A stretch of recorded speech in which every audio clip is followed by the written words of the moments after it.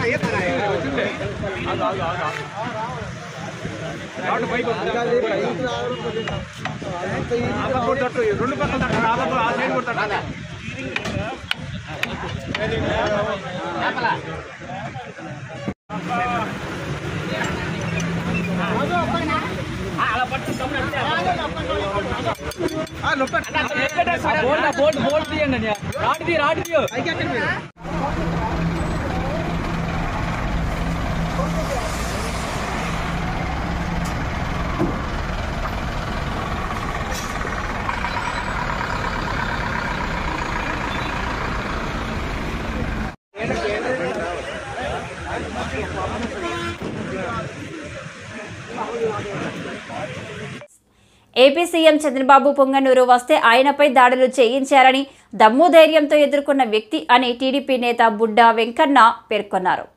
ప్రజల కోసం పనిచేసే మా నాయకుడికి భయం లేదన్నారు. వర్గంలో అంగళపల్లిలో ఆయన వచ్చిన రోజు రౌడీ మోకలతో మీరు ఎలా దాడి చేపించారు, కిరాయి గుండాలతో ఎలా రాలిసిరిచ్చారు, దమ్ముగా ధైర్యంగా మీరు వయసు గురించి మాట్లాడతారు కదా, దమ్ముగా ధైర్యంగా దాన్ని ఎదుర్కొన్న వ్యక్తి చంద్రబాబు నాయుడు గారు. ఎదుర్కోవడమే కాదు, మీ ప్రతిపక్షంలో ఉన్న అధికారంలో ఉన్న ఒకటే, మేము ప్రజల కోసం పోరాడతాం కాబట్టి మాకు దమ్ము ఉంది. నీలాగెళ్ళి ఇంట్లో దక్కోలా, మీరు దొంగతనాలు చేశారు, దోపిడీలు చేశారు, ప్రజల ఆస్తులుగా చేశారు కాబట్టి మీకు భయం ఉంటుంది. భయం ఉంది కాబట్టి రెడ్డప్ప ఇంట్లో దక్కున్నావు, నువ్వు ప్రజల ఆగ్రహానికి గురయ్యావు. ఏవో రెడ్డప్ప నువ్వేంటి అంటావు? మేము తెలుసుకుంటే చంద్రబాబు గారు ఉండలేడు. ఏంటి తెలుసుకునేది? 5 ఏళ్ళు తెలుసుకున్నారు కదా. మేము తెలుసుకుంటే మీరు ఉండలేరు, కానీ మేము తెలుసుకోము. అది కూడా చెప్తున్నాం, మీకు హామీ ఇస్తున్నా. మాది ఆ సిద్ధాంతం కాదు. ఏంటి మీరు తెలుసుకునేది? ఎన్నిసార్లు తెలుసుకుంటారు మీరు? అసలు ఈ పెద్దిరెడ్డి కుటుంబం అరాచకాలు అంతా ఇంత కాదు.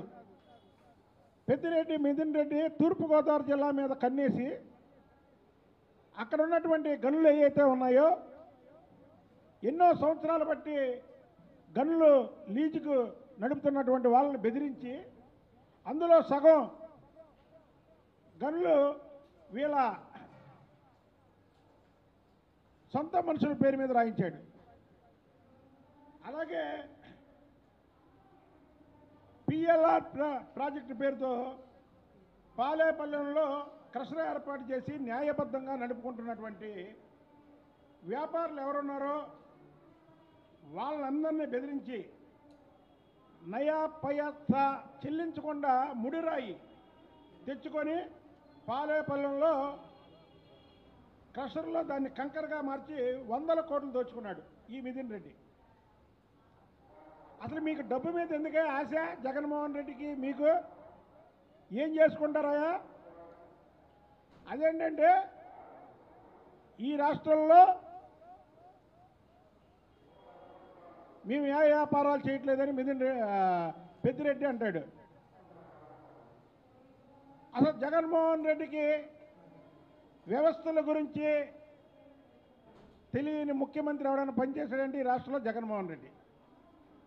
ఎందుకు అలా చెప్తున్నానంటే పెద్దిరెడ్డికి గన్నులు ఉన్నాయి,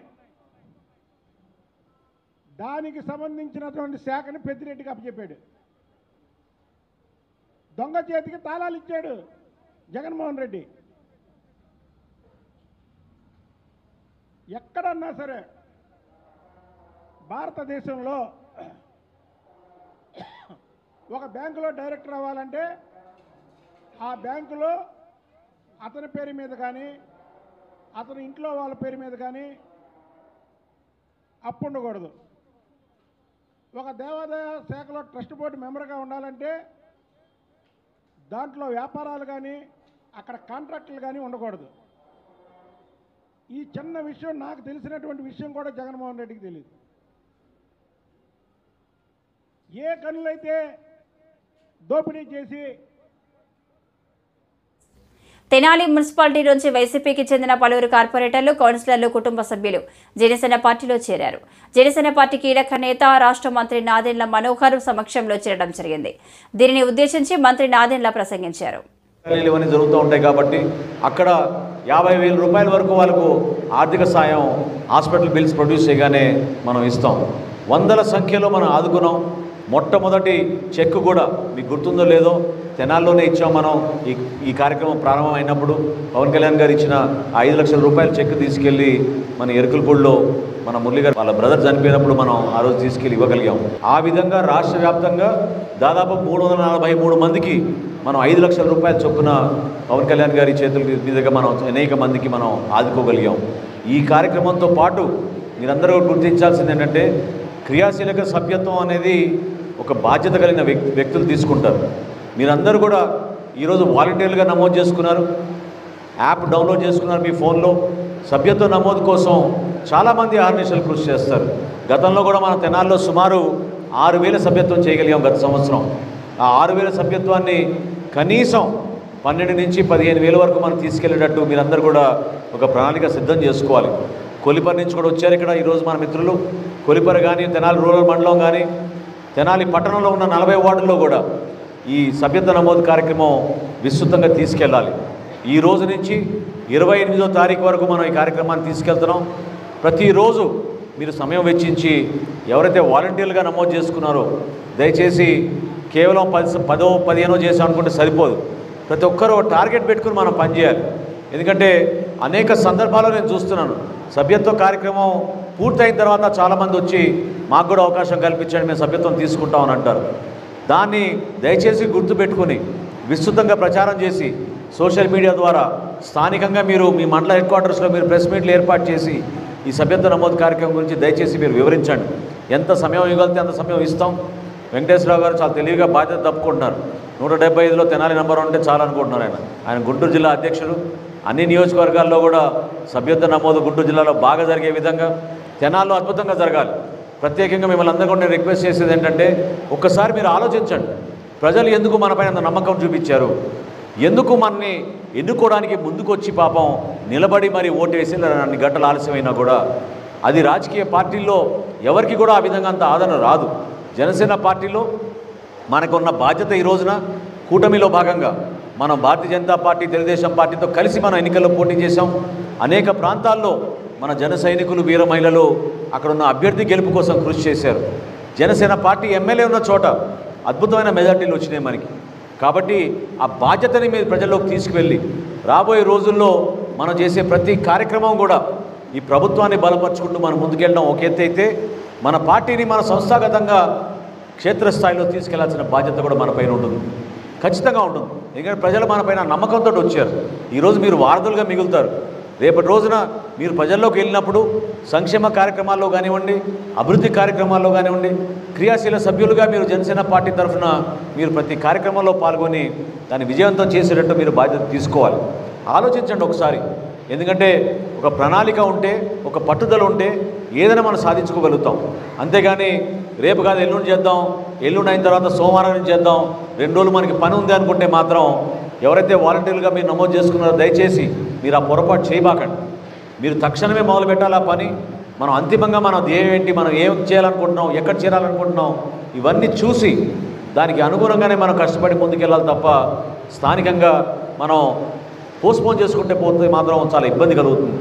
దీనికి సరైన బ్యాకప్ మనకి ఐటీ విభాగం వాళ్ళు చక్కగా కొన్ని అంశాలపైన మీకు శిక్షణ ఇచ్చారు.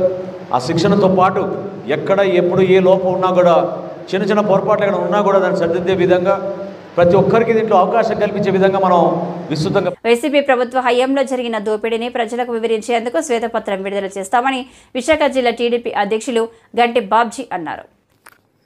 వైసీపీ దోపిడీపై శ్వేతపత్రం. టీడీపీ వైసీపీ ప్రభుత్వ హయాంలో జరిగిన దోపిడీని ప్రజలకు వివరించేందుకు శ్వేతపత్రం విడుదల చేస్తామని విశాఖ జిల్లా టీడీపీ అధ్యక్షులు గండి బాబ్జీ అన్నారు. విశాఖ టీడీపీ కార్యాలయంలో ఆయన మీడియాతో మాట్లాడుతూ ఇళ్ల స్థలాల పేరుతో వైసీపీ 10,000 కోట్లు కాజేసిందని ఆరోపించారు. దోపిడీకి పాల్పడిన వారిని వదిలిపెట్టేది లేదని ఆయన స్పష్టం చేశారు. ఆ రేట్లు పెట్టుకొని గవర్నమెంట్కి ఆ స్థలాలే చూపించి వీళ్ళు డబల్ కాస్ట్ తీసుకొని సుమారు దగ్గర అది కూడా 10,000 కోట్ల పైనే కొట్టేశారనేది ఒక అంచనా ఈ రాష్ట్రం మొత్తం మీద. సో ఇటువంటి భూదందా మీద కూడా శ్వేతపత్రం ఎవడెవడైతే ఈవేళ ఆ డబ్బులు నొక్కేశారో వాళ్ళందరినీ కూడా ప్రభుత్వం ఎట్టి పరిస్థితిలో వదిలే పరిస్థితి లేదని చెప్పి అది తెలియజేస్తున్నాం. ప్రభుత్వం వారి మీద ఎంక్వైరీ చేస్తుంది. ఎవడు ఎంత భూమి కొన్నాడు, ఎంత రేట్ ఇచ్చారు, అక్కడ ఉన్న రేట్లు ఏమిటి. ఇప్పటికీ కూడా మీకు తెలుసు ఈ రాష్ట్రం మొత్తం మీద ఇల్లులు కూడా ఎక్కడ కట్టకుండా కూడా చాలా చోట్ల వాళ్ళ అనువులకి బిల్లులు కూడా ఇచ్చేశారు. ఇల్లు పరిస్థితి చూస్తే ఎక్కడ వేస్తే అక్కడ గొంగల్లా ఉన్నాయి, పునాదులు లేవు. వర్షం వస్తే ఈ వాలుగడ్డల ద్వారా కట్టిన ఇల్లు అన్నీ కూడా పునాదులతో సహా తొలగిపోయాయి. దీని ద్వారా సుమారు మరి ప్రభుత్వ ద్వారా ఎంత వేస్ట్ అవుతుందో మీ అందరికీ కూడా తెలియజేస్తా ఉన్నాను. ఇది కాకుండా ముఖ్యంగా ల్యాండ్ టైటిలింగ్ యాక్ట్ మీ అందరికీ తెలుసు. మరి చంద్రబాబు నాయుడు గారు వచ్చిన వెంటనే మేము ఎన్నికల్లో హామీ ఇచ్చాం, ఈ చట్టాన్ని రద్దు చేస్తాం. ఎవడో ప్రైవేట్ ఆఫీసర్లు పెట్టి ఎంక్వైరీ చేసి ఆ భూమి నీదే నాదే అంటే ప్రైవేట్ ఆఫీసర్ ద్వారా ఈ ప్రజల యొక్క భూములు కూడా దోపిడీ చేద్దామనే ఉద్దేశంతో ఈ చట్టం తెచ్చి ప్రజలను మోసం చేయాలనుకున్నారు. ఈ మోసాన్ని కనిపెట్టే మరి మా ఉమ్మడి కార్యాచరణ ద్వారా అటు పవన్ కళ్యాణ్ గారు, చంద్రబాబు నాయుడు గారు, పెద్దలందరూ కూడా మేము అధికారంలోకి వస్తే ఈ ల్యాండ్ టైటిలింగ్ యాక్ట్ రద్దు చేస్తామని చెప్పిన వెంటనే మీ అందరి దయ వలన ఈరోజు ప్రజల యొక్క ఆశీస్సుల వలన ప్రభుత్వం వచ్చింది. వచ్చిన వెంటనే తొలి 5 సంతకాల్లోనే ఈ యాక్ట్ కూడా రద్దు చేయడం జరిగింది. దాన్ని నిన్న క్యాబినెట్లో కూడా అప్రూవల్ చేసి ప్రజలకి తెలియజేశారు. ఆ జీవోలు రద్దు చేశారు 512ని. తద్వారా ఈ రాష్ట్రంలో పేద ప్రజల తాలూకా భూములకి ఎంతో సెక్యూరిటీ లభించింది. ఇప్పుడు బహుశా మీరు ఎక్కడో ఉద్యోగం చేస్తారు, మీ భూమి ఏమో మీ ఊర్లో ఉంటుంది, మీరేమో 6 నెలలు లేకపోతే దాని మీద ఏ సర్వేరో బీఆర్ఓ ఎంక్వైరీ చేసి ఇక్కడ ఎవరు లేడు, రాలేదు, రిప్రజెంట్ చేయలేదంటే ఆ భూమి ప్రభుత్వం లాగేసుకుంటుంది. ఎంత ఘోరమైన చట్టం తెచ్చారో మీ అందరికీ తెలుసు. అందుకోసమనేది పలు రాష్ట్రాల్లో ప్రభుత్వం కూడా ఒక మంత్రుల కమిటీ వేసి ఎంక్వైరీ చేయమన్నారు. ఏ రాష్ట్రంలో ఏ చట్టాలు అమలు అవుతున్నాయి, ఎట్లా ఉంటుంది, ల్యాండ్ గ్రాబింగ్ యాక్ట్ కూడా మనం సరైన చట్టం తేవాలనే ఉద్దేశంతో ఇవాళ చంద్రబాబు నాయుడు గారు ఆలోచిస్తున్నారు. దీన్ని గుజరాత్ రాష్ట్రంలో స్టడీ చేశారట. ల్యాండ్ గ్రాబింగ్ యాక్ట్ ఎలా ఉంటుంది, అక్కడ ఎలాగ అమలు చేస్తున్నారో చూసి అది మన ఆంధ్ర రాష్ట్రంలో అమలు చేయాలన్న ఒక ఆలోచన ఉంది. ఆ యాక్ట్ యొక్క ఉద్దేశం ఏమిటంటే ఎవడైతే భూమి కబ్జా చేస్తాడో, సపోజ్ ఇప్పుడు నా భూమి ఎవరైనా కబ్జా చేస్తే కబ్జా చేసినోడే వాడు బాండ్రా కాదనేది కోర్టులో కానీ ప్రభుత్వం ముందు కానీ ప్రూవ్ చేసుకోవాల్సిన బాధ్యత వాడికి ఉంటుంది. తద్వారా రికార్డ్స్ కూడా ట్యాంపర్ చేయడానికి అవకాశం లేకుండా చేసే పరిస్థితి ప్రభుత్వం ఇవాళ తీసుకొస్తుంది. కాబట్టి ఆ యాక్ట్ ద్వారా మనం భూమిని, పేద ప్రజల భూమిని కాపాడే అవకాశం ఎక్కువగా ఉంటుంది అనేది ఒక ఉద్దేశం. ఇప్పుడు ఈ దోపిడీ ఏ రకంగా వీళ్ళు చేశారంటే, పూర్ గురించని మన హౌసింగ్ అలాట్ చేస్తుంది గవర్నమెంట్, ల్యాండ్లెస్ పూర్. వాళ్ళకి ఇచ్చే భూములు కూడా ఆవ భూములు సెలెక్ట్ చేసి, ఆవ భూములు అంటే లో లేయింగ్ ల్యాండ్స్ అంటారు. అంటే మన నార్మల్ హైట్ ఉండే భూములు జియోగ్రఫిక్గా బాగా కిందకుంటే 6-7 అడుగులు దాటి కిందకుంటే దాన్ని తీసుకాండి ఆవ భూమి. ఆ లో లేయింగ్ ల్యాండ్స్ ని పర్చేస్ చేసి కోరుకొండ, రాజమండ్రి ఏరియాలన్నీ ఏపీలో శాంతి భద్రతలు పూర్తిగా అదుపు తప్పాయని మాజీ మంత్రి కాకాని గోవర్ధన్ ఆరోపించారు. కూటమి పాలనలో ఎన్నో దారుణాలు జరుగుతున్నాయన్నారు. గుంటూరు జిల్లాలో వైసీపీ నేతలపై టీడీపీ నేతలు దాడులకు పాల్పడుతున్నారని అన్నారు. ఏపీలో శాంతి భద్రతలు పూర్తిగా అదుపు తప్పాయని మాజీ మంత్రి కాకాని గోవర్ధన్ ఆరోపించారు. కూటమి పాలనలో ఎన్నో దారుణాలు జరుగుతున్నాయన్నారు. గుంటూరు జిల్లాలో వైసీపీ నేతలపై టీడీపీ నేతలు దాడులకి పాల్పడుతున్నారని అన్నారు. అంతేకాకుండా నడి రోడ్డుపై రషీద్ని దారుణంగా హతమార్చారు. వ్యక్తిగత వివాదాలే అతడి హత్య జరిగిందని చెప్పడం దారుణమని అన్నారు. పోలీసులందరూ ఒక ఎత్తైతే మహిళైనా సరే బ్రహ్మాండంగా మాట్లాడుతుంది, బ్రహ్మాండంగా కంట్రోల్ చేయగలుగుతుందని చెప్పి అనుకున్నాం. ఆమె ఎట్టపోయిందో అడ్రస్సే లేదు. ఘటనలు జరిగిన తర్వాత 2 రోజులు మాత్రం ఎక్కడ వీడియోలు పెట్టినా కనిపించినటువంటి హోమ్ మినిస్టర్ గారు అసలు కనుమరుగైపోయారు. ప్రకటించినటువంటి ఎక్స్గ్రేషియా ఇచ్చేటువంటి పరిస్థితులు లేదు. అక్కడ కనీసం జరిగిందేదో జరిగింది, మాకు ఆ దౌర్భాగ్యం, మా బిడ్డను మాకు కళ్ళారు చూసుకునే దానికి అవకాశం కల్పించండి అంటే అవి చేస్తున్నాం ఇవి చేస్తున్నాం అని చెప్పని రకరకాలైనటువంటి ప్రయత్నాలు చేయడం తప్ప, ఏదో కంటి తుడుపు చర్యలు తప్ప ఆ బిడ్డను తీసుకొచ్చి కనీసం ఆ శవాన్నైనా వాళ్ళకి అప్పగించాలా, లేదా ఆ కుటుంబాలకు అండగా నిలవాలా, ఆ కుటుంబాలకు భరోసానివ్వాలనేటువంటి పరిస్థితి లేదు. కలెక్టర్ కూడా వెళ్ళాలనేటువంటి పరిస్థితి. జగన్మోహన్ రెడ్డి గారు వైఎస్ఆర్ కాంగ్రెస్ పార్టీ ప్రభుత్వం ఉంటే చిన్న సంఘటన జరిగిన వెంటనే జిల్లా స్థాయి అధికారులు, కలెక్టర్లు వెళ్ళి, ఎస్పీలు వెళ్ళి వెంటనే ఆ కుటుంబానికి సంబంధించి విచారించేవాళ్ళు, వివరించేవాళ్ళు. దోషుల్ని ఎంత వీలైతే అంత త్వరగా పట్టుకునే దానికి అవకాశం ఉండేది. ఈరోజు ఏమవుతుంది? నాయకులే భరోసా ఇస్తున్నారు, మేము చూసుకుంటాం, మీరు వెళ్ళి దాడి చేసిరండి. కొత్త టెక్నిక్ కనిపెట్టింది తెలుగుదేశం పాపం చంద్రబాబు నాయుడు విజనరీ కదా. చంద్రబాబు నాయుడు ఎప్పుడు కూడా నేను సెల్ ఫోన్లు కనిపెట్టాను, అవి కనిపెట్టాను, ఈ కనిపెట్టాను అని చెప్పేటువంటి చంద్రబాబు 2024లో కొత్త విషయం కనిపెట్టాడు. అదేంటంటే మీరు వెళ్ళి వైఎస్ఆర్ కాంగ్రెస్ పార్టీ వాళ్ళ మీద దాడులు చేయండి, నామమాత్రంగా కేసులు బుక్ చేస్తాం, కళ్ళనీళ్ళు తుడిచి వెంటనే మీ మీద ఉన్నటువంటి కేసులను రెఫర్ చేసి ఎత్తేస్తాం, మీకేం ఇబ్బంది లేదు. మీరు ఎవరి మీదైనా మీరు ప్రాణం తీస్తారా, కొడతారా, ఏదైనా చేయండి, మానభంగాలు చేస్తారా, హత్యలు చేస్తారా, వాళ్ళ ఆస్తులు ధ్వంసం చేస్తారా, వాళ్ళ మీద దాడులు చేస్తారా, వాళ్ళని ఊళ్ళో నుంచి తరిమేస్తారా, లేదు వాళ్ళు ఊళ్ళోకి వస్తే వాళ్ళని ఎదుర్కొంటారా, మీరు ఏమైనా చేయండి. అడిగినటువంటి ప్రజలకు మాత్రం లేదు మేము కఠినంగా వ్యవహరిస్తున్నాం, వాళ్ళ మీద కేసులు పెడుతున్నాం అని చెప్పి ఆ కేసులు మొత్తం ఒక్కొక్కటిగా వెంటనే ఇన్వెస్టిగేషన్ చేయడం, డిఎస్పీకి పెట్టడం, ఆ కేసులన్నీ ఒక్కొక్కటిగా ఎత్తివేయడం. ఒకసారి మీరు తీసుకుంటే ఎన్ని కేసుల మీద ఛార్జ్షీట్లు వేశారు. ఏ ఎస్పీ ఈరోజు జరిగినటువంటి కట్టినటువంటి తెలుగుదేశం పార్టీ వాళ్ళు వైఎస్ఆర్ కాంగ్రెస్ పార్టీ మీద దాడులు చేసినటువంటి వాళ్ళలో కఠిన చర్యలు తీసుకున్నారు, ఎంతమందిని అరెస్ట్ చేశారు, ఎంతమందిని రిమాండ్కి పంపించారు, ఏది లేదు. ఇవన్నీ కూడా శూన్యం కాబట్టే ఈరోజు పెట్టలేకపోయేటువంటి పరిస్థితి ఏర్పడి రాష్ట్రంలో ఎన్నడూ లేనటువంటి విధంగా శాంతి భద్రతలు ఎవరో చెప్పారు. ఈరోజు మాకు పాత రోజుల్లో పెద్దవాళ్ళు చెప్పేవాళ్ళు బ్రిటిష్ పాలన గురించి, మాట్లాడితే కాల్ చేసేవాళ్ళు, మాట్లాడితే చంపేసేవాళ్ళని. అసలు ఈ రోజులతో పోల్చుకుంటే ఆ రోజులే బాగున్నాయని అనిపిస్తుంది. విన్న ఆ రోజులే చూసేటువంటి రోజుల కన్నా బ్రిటిష్ పాలనలో ఉండేటువంటి రోజులే బాగుండేవేమో అనేటువంటి పరిస్థితి మాకు కలుగుతుంది. వైసీపీ హయాంలో జరిగిన ఘోరాలపై అప్పట్లో సీఎంగా ఉన్న జగన్ ఎందుకు స్పందించలేదని ఏపీ బీజేపీ చీఫ్ పురంధేశ్వరి ప్రశ్నించారు. ఆయన ఆత్మ పరిశీలన చేసుకోవాలని సూచించారు. మోడీ వల్ల దేశ అభివృద్ధి సాధ్యమని ఆమె తెలిపారు. ప్రగతి సాధించాలి అంటే అది కేవలం ఎన్డీఏ కూటమి వల్లనే సాధ్యపడుతుంది. అందులోనూ భారతీయ జనతా పార్టీకి సంబంధించినటువంటి నాయకత్వం అక్కడ కేంద్రంలో కనుక అధికారంలో ఉన్నట్లయితే ఇది సాధ్యపడుతుంది అనేటువంటి ఆలోచనతోటి భారతదేశ ప్రజలందరూ కూడా అనూహ్యంగా ఆశీర్వదించారు. నేను ఇందాక చెప్పినట్లుగా ఇంత పెద్ద ఎత్తున మళ్ళీ 3వసారి ఆశీర్వదించారు అని అంటే అది గత 10 సంవత్సరాల కాలంగా నరేంద్ర మోడీ గారి నాయకత్వంలో ఎన్డీఏ ప్రభుత్వం ప్రవేశపెట్టినటువంటి పథకాలకి, ప్రజా సంక్షేమానికి ప్రజలు ఆమోదముద్ర వేసినట్లే. కనుక ఈ రాబోయే 5 సంవత్సరాల కాలం కూడా మధ్యతరగతి ప్రజలు ఎవరైతే ఉన్నారో వారికి, పేద ప్రజలకి అందరికీ కూడా న్యాయం చేసే దిశగా సబ్కే సాత్ సబ్కా వికాస్ అనేటువంటి నినాదంతో ఏదైతే భారతీయ జనతా పార్టీ ముందుకు వెళ్తుందో ఆ నినాదాన్ని, అది కేవలం నినాదం మాత్రం కాదు, అది భారతీయ జనతా పార్టీకి సంబంధించినంత వరకు అది విశ్వాసం, నమ్మకం కూడా. కనుక ఆ విశ్వాసాన్ని కార్యాచరణలో పెడుతూ రాబోయే 5 సంవత్సరాల కాలంలో కూడా ఇదే విధంగా దేశానికి, దేశ ప్రజలకి భారతీయ జనతా పార్టీ నాయకత్వంలోని ఎన్డీఏ కూటమి ప్రభుత్వం సేవ చేస్తుంది అని చెప్పి తెలియజేస్తున్నాను. అదేవిధంగా రాష్ట్రంలో సైతం ఇవాళ గడిచిన 5 సంవత్సరాల కాలంలో ఏదైతే ప్రజలు చాలా ఇబ్బందులు పడ్డారు వాటన్నిటికి కూడా ఒక పరిష్కార మార్గం ఏదైనా ఉన్నది అంటే తిరిగి ఇక్కడ ఎన్డీఏ కూటమిని అధికారంలోకి తీసుకురావడం అని చెప్పి ప్రజలు ఆకాంక్షిస్తూ ఆలోచించి వారు ఇవాళ ఇక్కడ అనూహ్యమైనటువంటి విజయాన్ని ఆంధ్ర రాష్ట్రంలో కూడా అందించారు. అయితే ఈ విజయం ఏదైతే ఉందో ఈ విజయంతో పాటు బాధ్యతని కూడా తీసుకొచ్చింది అని చెప్పి మేమందరం కూడా గట్టిగా విశ్వసిస్తున్నటువంటి మాట.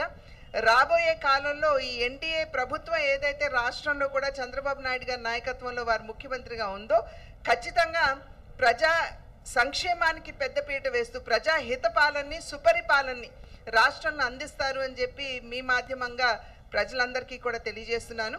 అదేవిధంగా ఇవాళ మనం చూస్తున్న వరద పరిస్థితి, ఇక్కడ వర్షాలు విపరీతంగా పడుతున్నటువంటి సందర్భంలో కొన్ని ప్రాంతాల్లో వరద పరిస్థితిని మనం అందరం కూడా ఎదుర్కొంటున్నాము. కలెక్టర్లు వాళ్ళందరికీ కూడా చేసేటువంటి విజ్ఞప్తి, మీరందరూ కూడా తగు చర్యలు తీసుకుంటూ ఎప్పటికప్పుడు ప్రజలకి అందుబాటులో ఉంటూ వారికి కావాల్సినటువంటి సేవల్ని అందిస్తూ, ప్రధానంగా ఏమిటంటే కొంచెం ఈ ఇన్ఫెక్షన్స్ డిజీజ్ ఏదైతే ఉంటాయో ఈ మురుగునీరు వర్షం నీరు అన్నీ కలిసిపోయినటువంటి సందర్భంలో వచ్చేటువంటి ఇబ్బందులు ఏవైతే ఉంటాయో వాటి నుండి ప్రజలకి రక్షణ కల్పిస్తూ ఒక రక్షణ వలయంగా అధికారులందరూ కూడా ప్రజలకి సేవ చేయాలి అని చెప్పి అభ్యర్థిస్తూ మరి ఒక్కసారి ఎవరైతే ఇవాళ ఇంత పెద్ద ఎత్తున పార్టీలో చేరారో కండువాతో పాటుగా బాధ్యత కూడా మీకు మీ భుజాల మీద ఇవాళ ఉన్నది అని చెప్పి వారికి తెలియజేస్తూ రాబోయే కాలంలో భారతీయ జనతా పార్టీని పటిష్టపరచడానికి